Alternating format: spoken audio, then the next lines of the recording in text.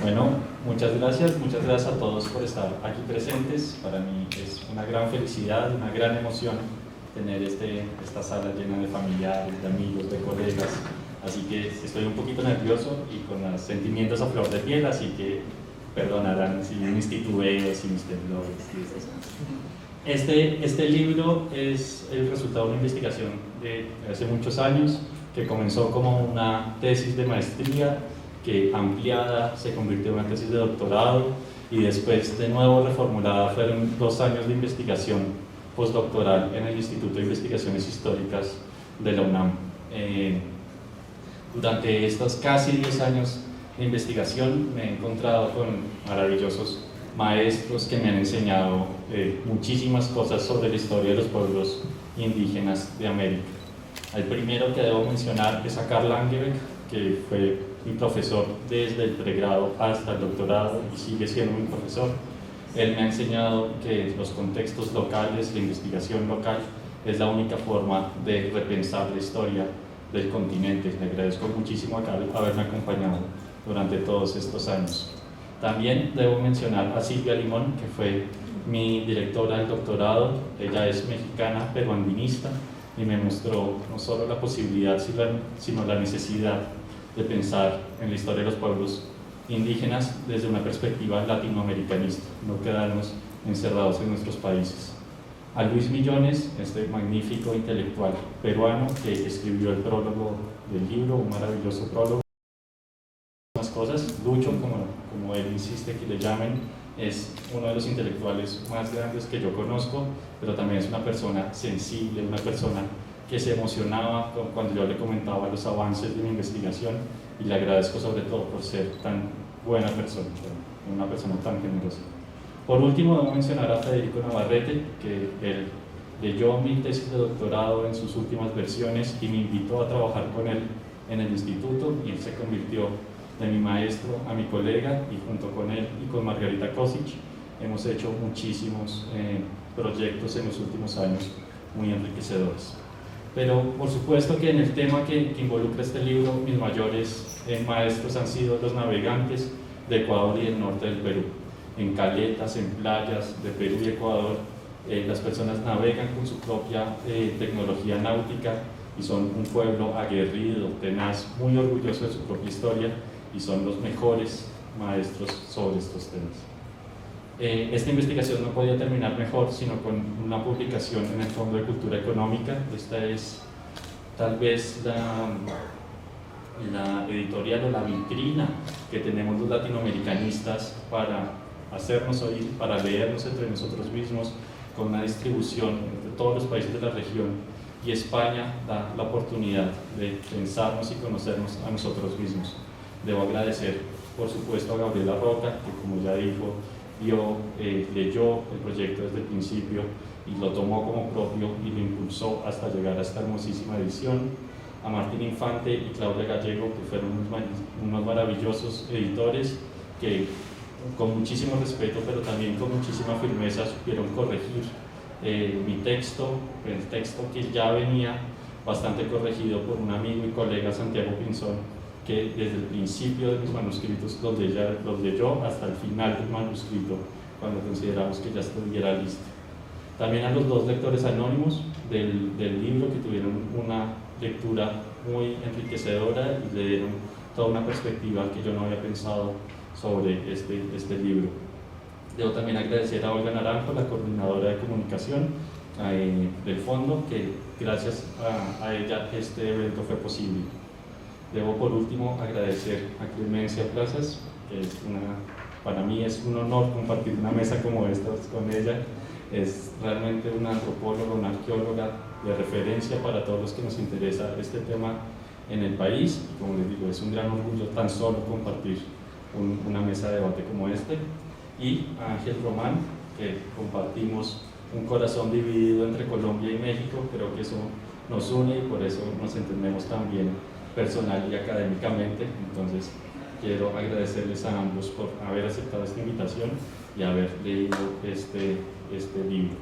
Les agradezco a todos ustedes por estar presentes y le doy la palabra a Clemencia y a Ángel para que comencemos la discusión. A ver, pues antes de entrar en materia, lo que me pasó a mí, y espero que les pase a ustedes como lectores, es que me divertí muchísimo leyendo el libro de Antonio. O sea, esa saga en que lo mete a uno, a pesar de la rigidez, él es súper cuidadoso y rígido en las fuentes, entonces tiene todo muy bien, dijéramos, relacionado, pero es muy divertido. Entonces te montas en esta cosa que persigues, y eso pues espero que les pase a todos. Ahora, lo primero que me pasó fue una lección recibida. Yo soy arqueóloga de los 70, de la época de Reichel en los Andes, y entonces, claro, yo todavía publico hablando de indígenas, y él lo primero que dice es: ¿por qué hablar de indígenas? ¿Por qué racializar la antropología? ¿Por qué? No. Entonces inmediatamente se da una cuenta de que yo todavía lo hago naturalmente, pero son los vicios pues, de esta arqueología antigua que me pareció muy buena. Esa lección, la otra. Clemencia, perdona por interrumpirte, ¿te puedo pedir el favor de acercarme ¿Más cerca? Ah, perdón. Gracias. Ah, bueno, perfecto. Si quieres, vuelvo a empezar o no puedo. ¿Sí? Bueno, lo primero fue que es un libro muy divertido. Lo segundo es la lección que me dio personal. Pues la primera es quitarnos la idea de hablar del mundo prehispánico como el mundo de los indígenas, porque es racializar, dijéramos, la historia, volverlo racial. No tiene por qué uno decir son indígenas cuando eran perfectamente seres humanos como los otros. O sea, y en ese sentido también él habla de por qué no darles el nombre propio a los personajes de la isla Puna que se vuelven tan importantes alrededor del mundo de las balsas. Tienen nombre, porque los nombres solamente es para los españoles, y de ahí ellos serían los indios de Puna, ¿no? Serían en la literatura. Esa sería la segunda. Y otra que me gustó es por qué hablar de cómo los indígenas resistieron, aguantaron, pasaron la colonia como dijéramos, sin ninguna posibilidad de asimilarse, como el caso de los balseros. O sea, el hecho de que Antonio coja esta historia y la lleve hasta el siglo XVIII, a mí me pareció maravilloso. Inclusive tú hablas de cómo está totalmente vivo hoy en día, digamos, la balsería. ¿Tú hablas de balsería? Bueno, lo acabo de inventar, pero es bueno. La balsería como un... A mí me llenó muchas cosas, porque le contaba a Antonio ahora que llevo como unos 5 o 10 años estudiando esmeraldas prehispánicas en Colombia. Entonces se me pega el mundo de las esmeraldas a este mundo peruano-colombiano, peruano-ecuatoriano. Una de las preguntas que siempre nos ha fascinado a nosotros, y yo le preguntaba a Antonio, es ¿por qué la balsería no se da en Colombia cuando tenemos el balso? De hecho, yo alcancé en un momento dado a soñar en que ese balso, que es esa madera tan hueca y tan seca y tan, digamos, ligera, a lo mejor era propia de las zonas más lluviosas que tenemos en Colombia, que sería el Chocó y la parte norte del Ecuador. Pero parece que también lo hay en Bolivia, pero realmente uno mira, y me puse a mirar en internet, y el 95% de la producción de balso hoy en día en el mundo es ecuatoriano. Entonces realmente ellos sí han hecho de eso un comercio, porque es maravilloso. O sea, yo no sé si existe en otra parte del mundo, no creo, no existe. Entonces cuando uno la ve pues en la 45 con los estudiantes que compran balso todo el tiempo uno la da por sentada, y realmente es una maravilla de materia prima, porque es coca y es, claro, para balsas, imagínate. También esto que él cuenta de cómo duraría en perfecto estado hasta 3 años en el mar si se coge verde y si se la moja muy rápidamente, porque esas son muchas las preguntas, pero también muchas las respuestas. O sea, la preocupación de esta balsería, Antonio la retoma, pero pues ha sido un tema tocado por gente como Golapol, como Jorge Marcos, porque es fascinante, no solamente por lo que muestra, dijéramos, en esa zona local. Como les contaba, las esmeraldas se me unen porque las esmeraldas llegan desde el centro de Colombia, pues nosotros, aquí el altiplano, pero en vez de ir hacia, dijéramos, Buenaventura o Utría o otro tipo de cosas para su comercio, bajan hasta Esmeraldas, le dan tantas esmeraldas que cuando los españoles llegan, encuentran tantas esmeraldas que le ponen a esa región el nombre de Esmeraldas, cuando realmente en Ecuador es imposible que existan esmeraldas, porque se necesitan ciertas características. Las esmeraldas, tiene que haber un lecho marino como hubo aquí en la sabana, tienen en el caso de Colombia vanadio y cromio que le dan ese color oscuro, y además son cocinadas, entre comillas, a fuego lento, entonces eso las hace tan particulares. Entonces en Ecuador no han buscado las minas de esmeraldas por todas partes y no las han encontrado, o sea, no existe. Y el nombre de Esmeraldas y la famosa, hay una diosa muy importante en Ecuador que se supone que tenía esmeraldas que se adoraban, viene del comercio con Colombia, pero el comercio con Colombia tiene algo particular, y es que no fue hecho en la etapa muisca, o sea, del 1000 después de Cristo al siglo XVI, que son los muiscas que están aquí. Ese comercio seguramente continuaba, pero realmente el comercio de esmeraldas que llega hasta Perú, que llega hasta Panamá, a México no, la he buscado, no hay esmeraldas en México, es de la etapa herrera, o sea que se puede ir hasta más o menos el 500 antes de Cristo, o sea que el 200 antes de Cristo que menciona Antonio se le puede ir para atrás un poquitico. Y lo interesante para mí con las esmeraldas es que las esmeraldas constituirían un binomio con el espóndilus rojo y la esmeralda verde. O sea, aquí con mi colega mexicano sabemos que el jade verde, desde Mesoamérica hasta Colombia en la parte norte, es muy importante, ¿no? El verde es la fertilidad, la posibilidad de coger el agua, de hecho tiene nubosidades y cosas que hacen ver que es agua, porque tiene oleaje, por decirlo de alguna manera.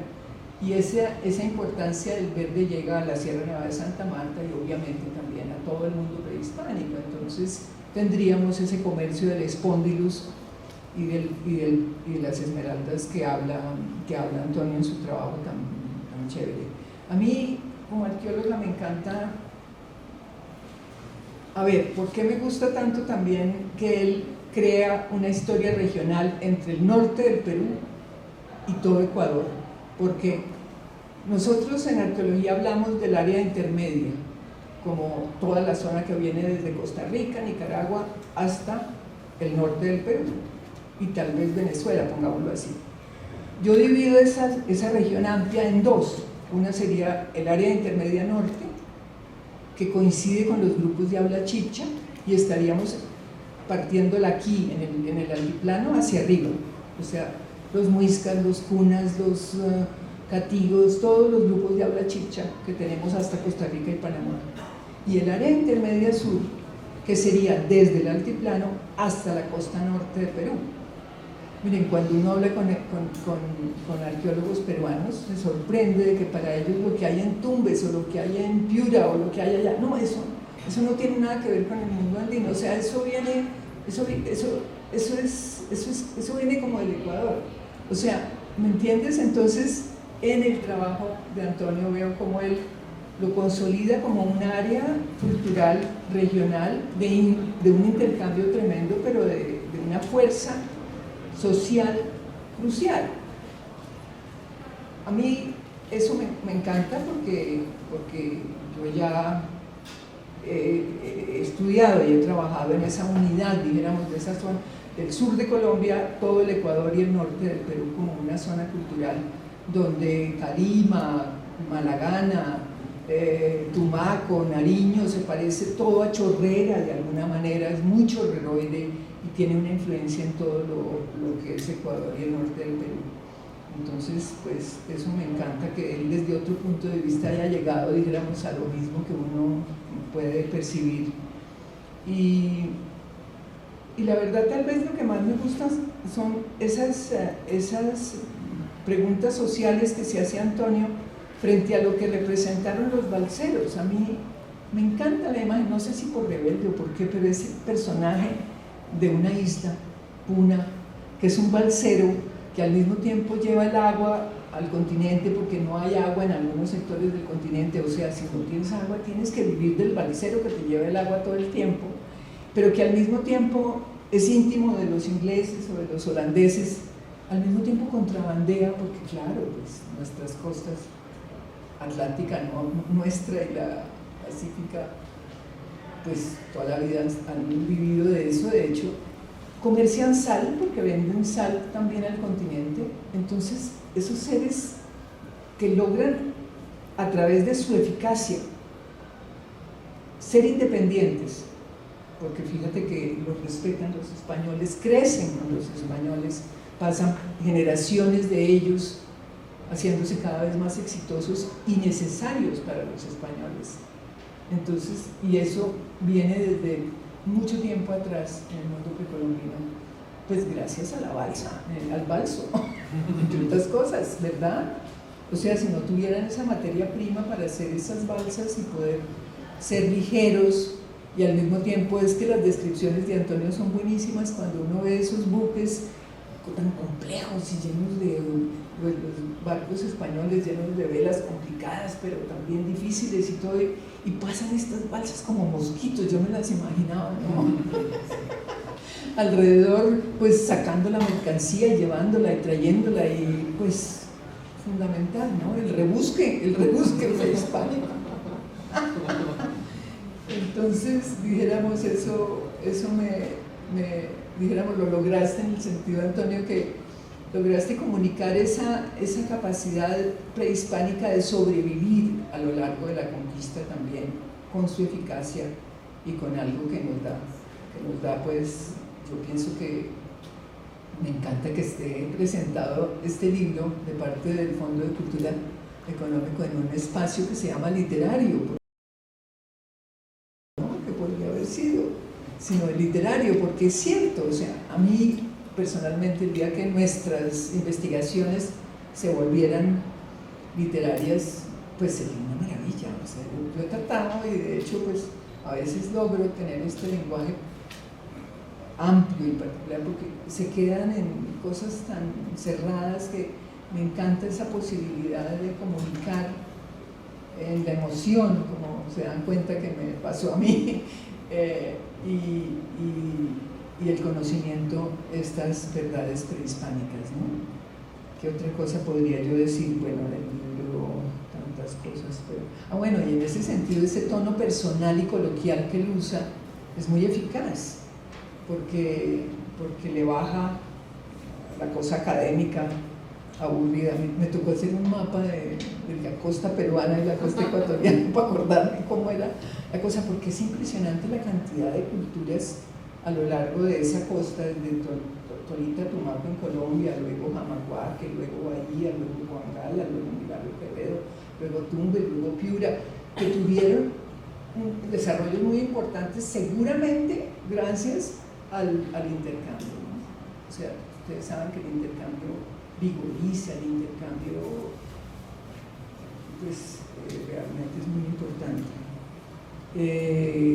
Bueno, el dato clave, y estamos aquí, yo también lloro por México porque viví en México 8 años, hice mi maestría y mi doctorado en México, soy mexicana de hecho, entonces aquí, y es que estas balsas llegaron a México, o sea, él es muy prudente porque hay mucha literatura alrededor, pero claro, siempre tenemos el miedo, los investigadores, de que se nos tache de difusionistas, que esto era una cosa que a principios del siglo XX era muy de moda, que del Japón a Jomona, Ecuador y que no sé cuántos, entonces eso se volvió un tabú, entonces no se puede hablar de eso, pero la verdad es que a nivel de metalurgia, que es el campo que yo manejo, realmente la metalurgia ecuatoriana y la metalurgia del occidente de México, y no solamente la metalurgia, sino las tumbas de tiro de pozo con cámara lateral, la pintura negativa en la cerámica, o sea, hay una cantidad de factores culturales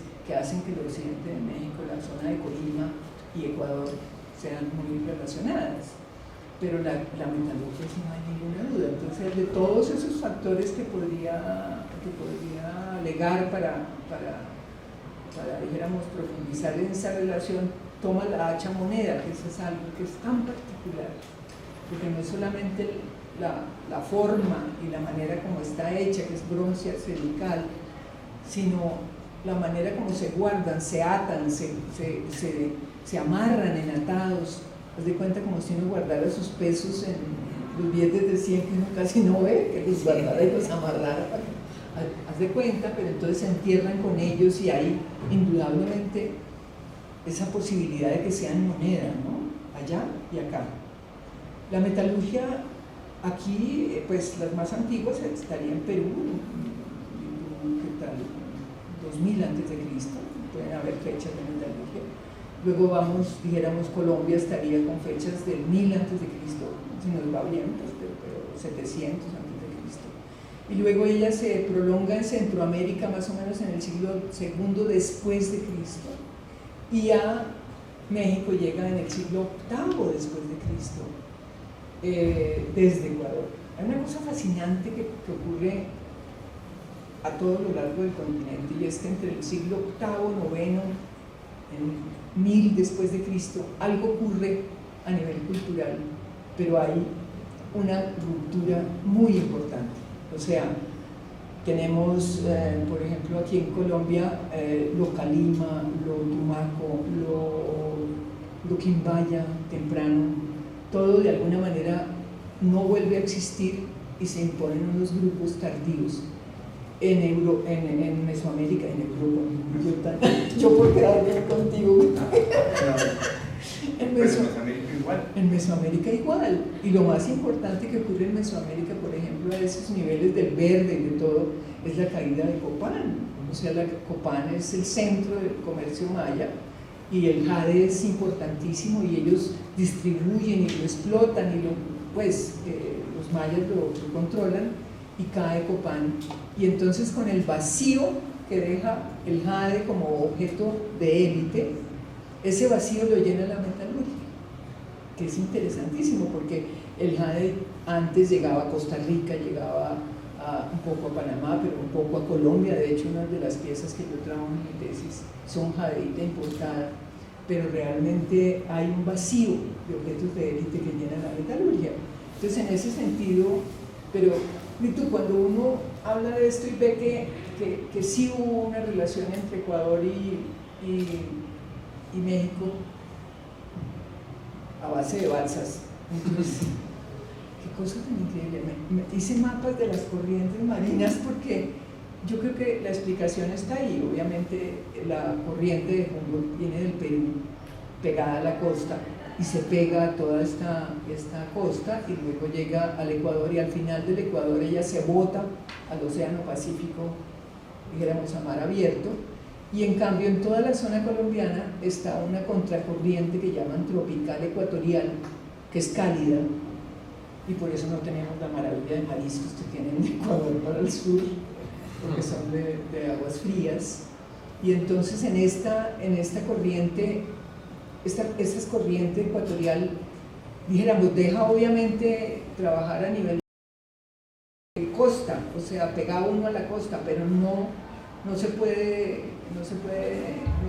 trabajar en mar abierto, digamos, aprovechar las corrientes. Entonces yo creo que, pues a mí no es la primera vez que me tildarían de cómo es cuando uno es, no sé qué, geográfico, determinismo geográfico, que uno dijéramos, habla de los desarrollos culturales según la geografía, pero creo que en este caso, no sé qué piensas, Antonio, pero yo creo que la geografía y el hecho de que existen estas corrientes distintas sí son seguramente muy importantes.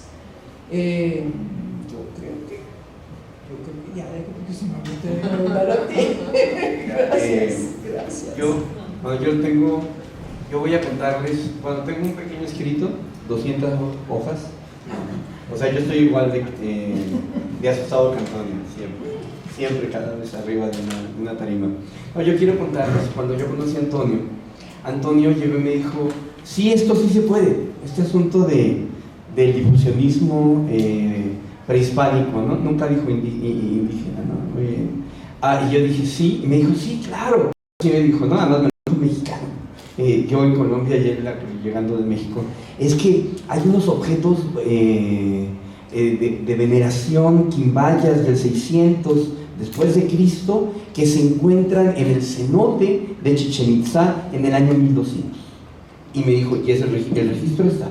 Y yo, o sea, esa afirmación es una afirmación de un peso fundamental, ¿no? O sea, y poder tener el registro arqueológico para poder hacer esa afirmación implica que, como dice la profesora, sí hay difusionismo, ¿no? Y que el difusionismo podría ser terrestre, pero que el difusionismo terrestre implica pues cruzar los Andes noroccidentales, la parte central mesoamericana, la parte central americana, perdón, ya me volví mesoamericano, y entrar a Mesoamérica, ¿no? Es un universo gigantesco a que a nivel terreno dificulta la comprensión. Pero claro, cuando en un libro como este libro nos dice que hay balsas de tres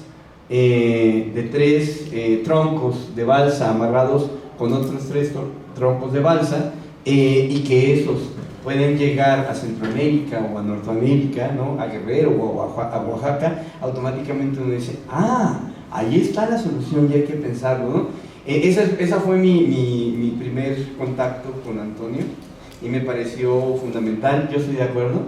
A partir de este libro uno dice, chale, he dicho indígena, indio toda la vida y Antonio tiene toda la razón, ¿no? Entonces, yo tengo algunos comentarios para Antonio, pero quisiera, me preparé un pequeño texto, ¿no? Que me gustaría leer, además un poco pensando en, pues estamos en la Feria del Libro, ¿no? Estamos en la Feria del Libro y tenemos un público de gente invitada a la cual hay que invitar a leer este libro, ¿no? Y entonces, déjenme leer esta parte, ¿no? Aquí va mi invitación, ¿no? ¿Por qué leer el libro Dueños del Agua, Balsas y Balseros del Pacífico Sudamericano, de Antonio Jaramillo? ¿Por qué elegir este libro dentro del huracán de este mar embravecido de libros, títulos, colores y sensaciones que nos ofrece esta nueva Feria del Libro, que además nos permite que sea presencial, que la podamos sentir y vivir? Bueno, pues porque el libro Dueños del Agua desde el inicio nos invita a embarcarnos en una aventura llena de maravillas. Hasta ahora, maravillas que hasta ahora poco conocidas por nosotros, los habitantes de América. Nos susurra suavemente al oído los portentos que se esconden más allá de las líneas del horizonte del mar Pacífico, más allá del susurro suave de las olas del mar. Y con todo esto nos lleva a vivir y a conocer las aventuras marítimas que Antonio le llama náuticas, de los hombres americanos que poblaron nuestro territorio del mar. Ese nombre es larguísimo, ¿no? Ahí va. De los hombres americanos que poblaron nuestros territorios del mar del norte de Sudamérica entre los años 200 a.C. y el siglo XVIII. Yo les pregunto, un extenso e interesante viaje, ¿no lo creen, no? Así, a partir de esta misteriosa y mágica invitación, y lo creo que es misteriosa y mágica, en verdad, felicidades Antonio, el doctor Antonio Jaramillo nos subirá en pequeñas y grandes balsas, así le llaman. Las clasifica, ¿no? Tiene una clasificación amplia en este texto sobre los diferentes tipos de balsa y además tiene múltiples imágenes, grabados europeos. Él nos contará ahorita otras imágenes, él dibuja algunas imágenes que yo le digo que son muy tiernas, y realmente son muy tiernas. Clasifica estas grandes y pequeñas balsas con el fin de surcar las riberas de los ríos y las costas de los mares ecuatorianos y peruanos. Nos lleva de Guayaquil a Paita, de Paita a Tumbes. Y si nos atrevemos y somos lo suficiente valientes para navegar, nos llevará desde las costas de Ecuador hasta las riberas del mar tranquilo de los puertos de Oaxaca y Guerrero en México. Pero eso sí, es un explorador. Pero eso sí, sin dejar de invitarnos a aportar mercancías preciosas. Las balsas grandes con 2 velas podían cargar 40 toneladas de carga, lo que cargaría un galeón pequeño. Una caravela. Ok, pero lo que cargaría una caravela.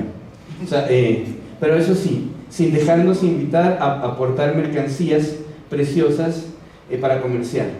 Como dice la profesora, hachas de cobre, esmeraldas, mantas y sobre todo, y esto yo creo que nos tienes que explicar y explicarlo bien, conchas rituales mágicas. Todo esto para intercambiar con otros pueblos mesoamericanos del norte.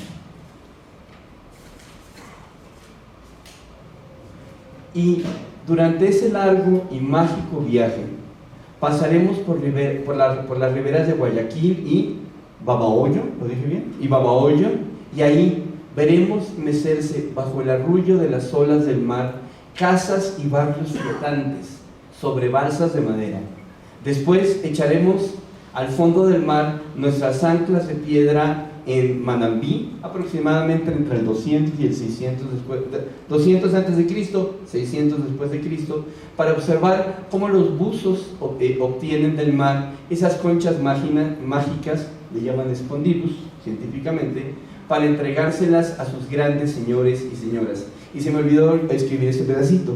Y veremos después, durante el Imperio Inca, ahorita nos dirá Antonio cómo se llama, a uno de los sacerdotes del señor Inca volar y pasar volando, y nosotros lo veremos para ir a ver otro tipo de balsas en otro tipo de islas. Después, durante el contacto y el periodo colonial, nuestro capitán, balsero, y ya le tenemos confianza, Antonio, izará junto con nosotros, escuchen esto, izará junto con nosotros nuestras velas prehispánicas de tipo latino y cuadradas. Eso se oye rarísimo, por eso hay que leer el libro. Nuestras velas prehispánicas latinas y cuadradas, para resistir las primeras incursiones de los conquistadores de Pizarro y Almagro en la región del Chinchansuyo, o sea, en la región de Ecuador, en el norte, el suyo norte. Primeras batallas navales que cabe señalar, resultaremos orgullosamente victoriosos, gracias a nuestra avanzada tecnología náutica prehispánica. No por nada nos llamarán en años posteriores, en el Colán, en el norte del Perú, los dueños del agua, como se llama el libro y como lo plantea Antonio. Ahora bien, y mientras realizamos este portentoso viaje, mientras embarcamos, atracamos, buceamos, comerciamos sobre los troncos entrelazados de nuestras grandes y pequeñas balsas, durante mareas suaves y noches tranquilas sobre el mar y bajo la luna, Antonio Jaramillo, a partir de un literal, extremado, riguroso, fino, detallado, portentoso análisis de fuentes primarias, secundarias, ¿sí?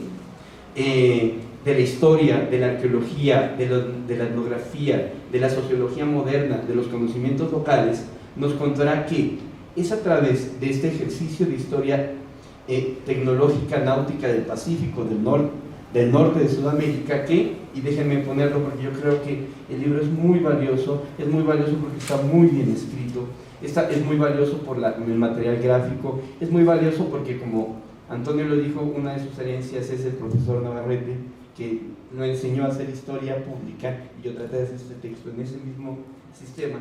Creo que además nos enseña cosas académicas muy profundas, nos enseña cosas como no volver a decir indio nunca más, ni indígena nunca más. Hay que leer el libro.